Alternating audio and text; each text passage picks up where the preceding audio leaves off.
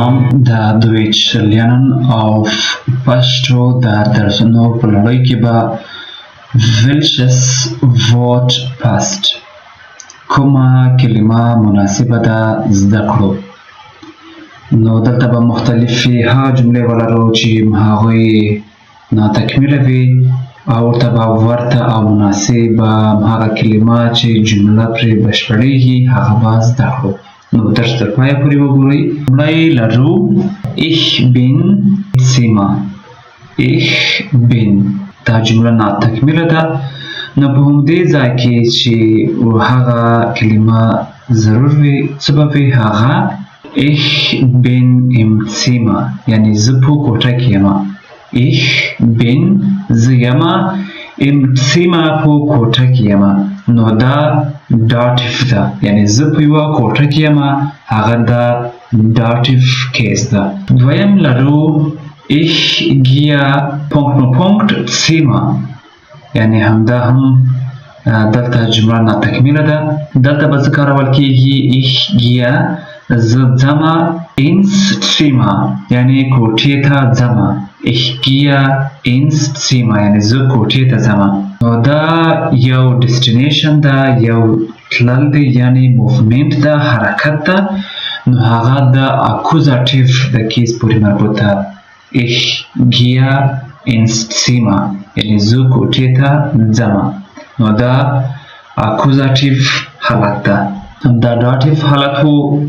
دویم دا اکوزاتیف حالت ده. دریم ich bin in ... Wohnung. نو دلته به څه کارول کېږي ich bin in der Wohnung یعنې زه د اوسېدلو په ځای کې یم یعنې زه هلته چې چېرته اوسم په هماغه اپارټمنټ کې یم یعنې Wohnung هماغه اپارټمنټ ته ویل کېږي. ich bin in der Wohnung. نو دا د داتیف پورې مربوط ده د داتیف حالت ته.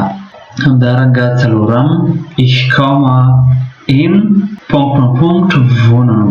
ich komme in دلته به څه کارول کېږي in die Wohnung. نو دا د اکوزاتیف حالت یا کیس ده یعنې ich komme in die Wohnung یعنې زه هماغه اپارټمنټ ته راځم. ich komme یعنې زه راځم in die Wohnung هماغه د اوسېدلو ځای ته هماغه اپارټمنټ ته. دا هم د اکوزاتیف حالت مربوط کېږي. همدارنګه بیا لرو ich sitze auf Balkon ... ich sitze auf dem Balkon یعنې زه په بالکون کې ناست یم هلته موجود یم. نو دا هم د داتیف حالت ده د داتیف کیس پورې اړه لري.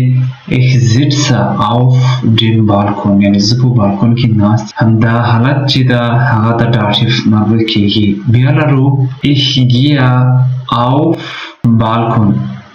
ich gehe auf den Balkon دا د اکوزاتیف حالت ده. ich gehe auf den Balkon یعنې زه بالکون ته ځم یعنې د کوټې هغه بالکون د کړکۍ نه بیرون او ته بالکون ویل کېږي یعنې هغه ته ځم. ich gehe auf den Balkon دا هم د اکوزاتیف حالت ده. بیا لرو ich bin ... Hause. ich bin zu Hause یعنې زه په کور کې یم. ich bin zu Hause. نو په همدې ځای کې څو کارول کېږي.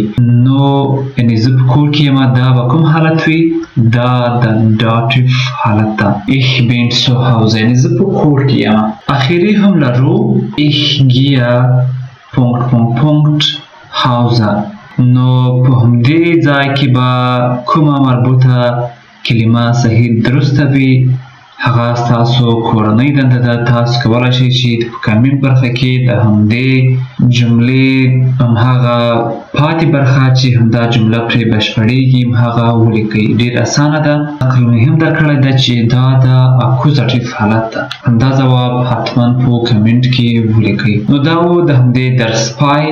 د همداسې نورو معلوماتو لپاره د دویچ میټ ابراهیم یوټیوب چینل سره اوسئ. ډېر څه به زده کړئ.